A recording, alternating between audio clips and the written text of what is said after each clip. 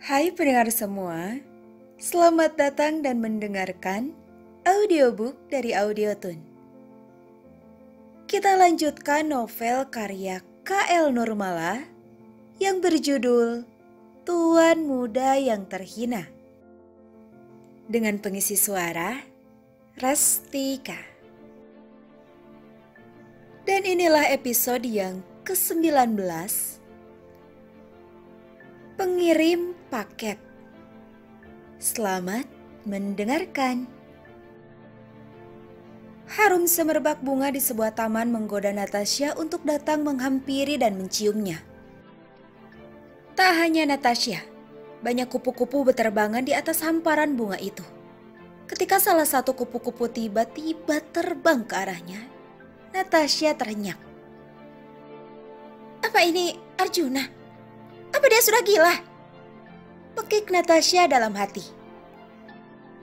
Tidak hanya terenyak dari mimpi, wajah Arjuna yang mendekatinya dengan bibir yang dikerucutkan ke depan dan kedua mata yang terpejam juga mengagetkan Natasha. Semakin dekat wajah Arjuna, Natasha merasakan degup jantungnya sangat cepat. Dan, ngapain sih kamu? Bentaknya sambil menjauhkan wajah Arjuna dengan telapak tangannya. Arjuna terperanjat dan salah tingkah. Beruntung cahaya lampu tidur yang redup tidak menampakkan wajahnya yang merona. Jadi begini kelakuan kamu? Tanya Natasha dengan nada meninggi. Enggak kok, baru kali ini aku melakukannya. Gagal di percobaan pertama. Sahut Arjuna sambil menggaruk kepalanya. Bohong! Berang Natasha yang memukulkan bantal gulingnya ke wajah Arjuna. Natasha tertegun melihat Arjuna tak bereaksi apa-apa. Ia pun mengambil kembali bantal gulingnya. Dan menatap heran pada Arjuna yang mengatupkan bibir seperti sedang menahan nafas. Natasha mencubit perut Arjuna sekuat tenaga. Pria itu terlonjak sambil menahan pekikannya. Dasar aneh. Delik Natasha yang langsung memeluk guling sambil membelakangi Arjuna. Arjuna menelan saliva dengan susah payah. Saat tanpa sengaja, ujung matanya menangkap lekukan bagian belakang Natasha yang tersingkap. Sabar, tahan. Malam ini belum rezeki. Coba lagi lain kali. Batin Arjuna sambil mengelus dada. Tanpa sepengetahuan Arjuna, seulas senyum terukir di wajah Natasha. Ia bahkan sampai memeluk erat bantal guling agar degup jantungnya tak terdengar Arjuna. Pagi hari yang cerah membuat Irwan semangat untuk berangkat kerja. Pria itu berjalan keluar kamar apartemennya, lalu tersentak melihat bingkisan paket yang hampir serupa ada di depan pintu. Apa mungkin isinya sama? Gumam Irwan sambil menilik paket itu. Untuk memastikan isi paket tersebut, Irwan kembali ke dalam. Dan tak lama ia keluar lagi sambil membawa kotak paket yang sudah terbuka. Irwan membuang paket itu sambil memperhatikan sekitar. Bangkai tikus lagi. Siapa sebenarnya yang mengirim paket ini? Irwan merasa gusar dan menerka siapa yang mengirimnya paket seperti itu. Apakah orang suruhan Natasha? Rama?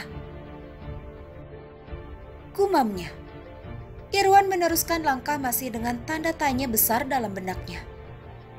Tak hanya di tempat tinggalnya, Irwan juga terkejut dengan paket serupa yang sudah menunggunya di meja kerja. Irwan membukanya lagi dan langsung menutup kotak paket itu setelah melihat isinya. Nindi, siapa yang meletakkan paket ini di meja saya? Tanya Irwan pada sekretarisnya. Maaf Pak, saya tidak tahu. Kotak itu sudah ada di meja kerja Bapak saat saya masuk tadi. Sahutnya. Irwan tertegun. Ingin sekali rasanya melihat CCTV ruangan ini. Namun canggung karena ia masih sangat baru bekerja di perusahaan itu. Tapi siapa yang mengirimnya? Waktu berlalu begitu cepat. Tapi tanya dalam benak Irwan masih belum ada jawabannya. Hari ini ia sengaja langsung pulang ke apartemennya karena tak mau kesialan menimpa dirinya. Saat pintu lift terbuka, Irwan melihat seorang pria bertopi sedang membungkuk dan meletakkan kotak paket di depan pintu kamar apartemennya. Tanpa menunggu lama, Irwan mempercepat langkahnya untuk menangkap basah pria itu. "Hei kamu, berhenti! Siapa yang menyuruhmu, ha? Apa maksudnya dengan bakat tikus itu?" Tanya Irwan menyelidik. Irwan menatap tajam pada pria yang kini berdiri sambil membelakangi Irwan. Karena tak juga mendapatkan jawaban dari pertanyaannya, Irwan kembali bertanya. "Apa Natasha yang menyuruhmu? Katakan padanya, aku tidak akan takut hanya karena seekor bangkai." "Benarkah kau tidak takut?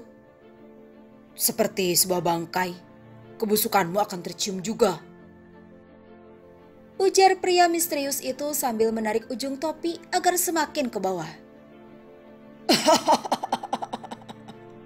"Jadi benar, Natasha yang menyuruhmu?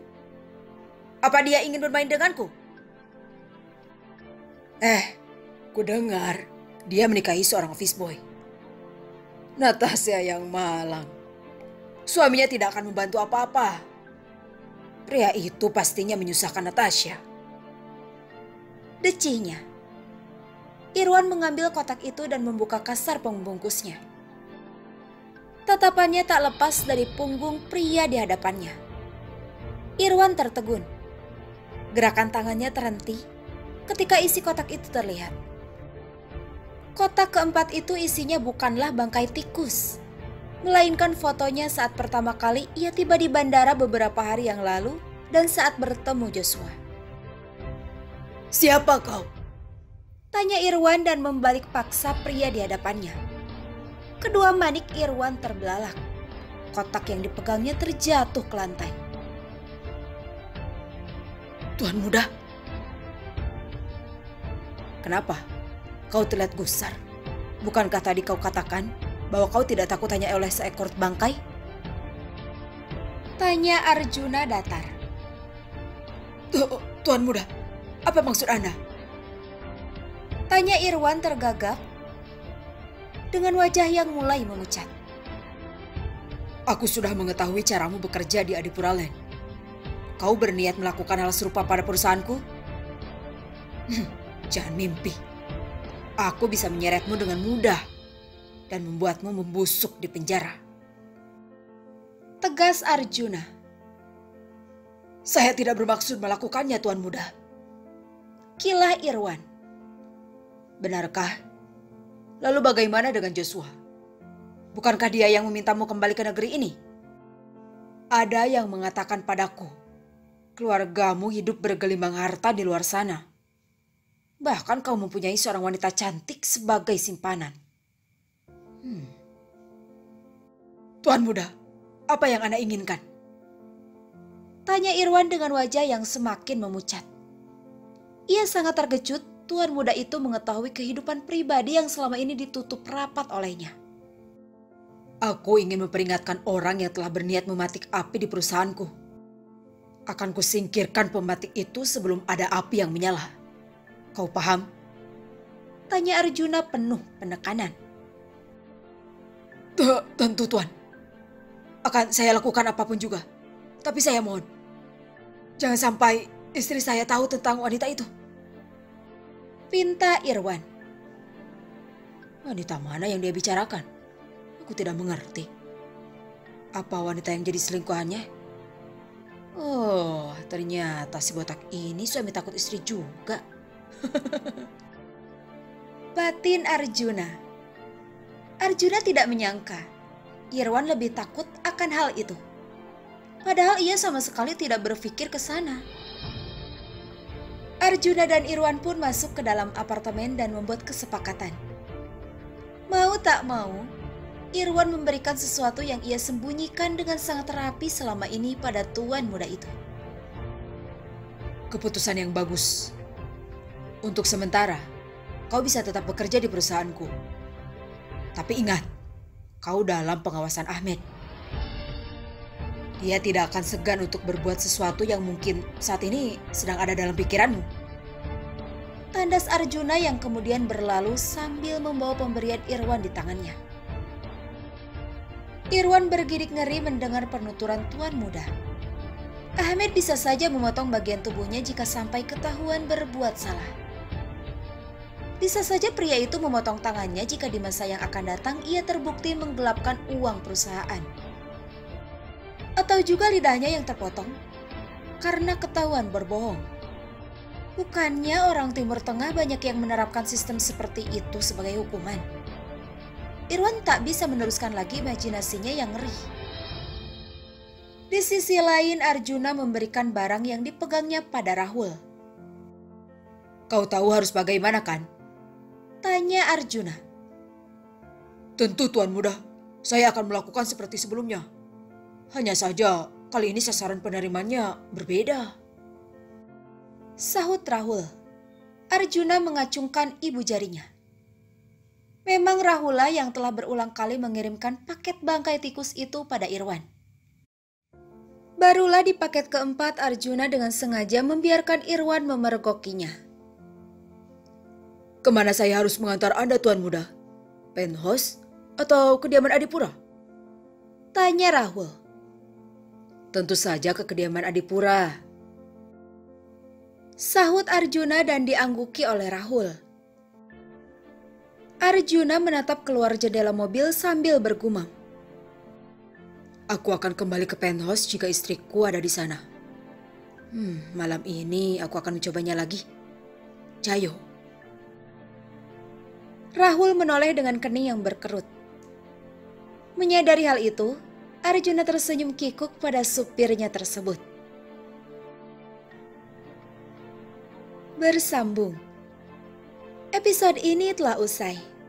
Jika suka, jangan lupa tekan tombol favorit di audiobook novel ini. Terima kasih telah mendengarkan. Kalau kamu mau dengar audiobook lebih banyak dan gratis, segera download Audiotune.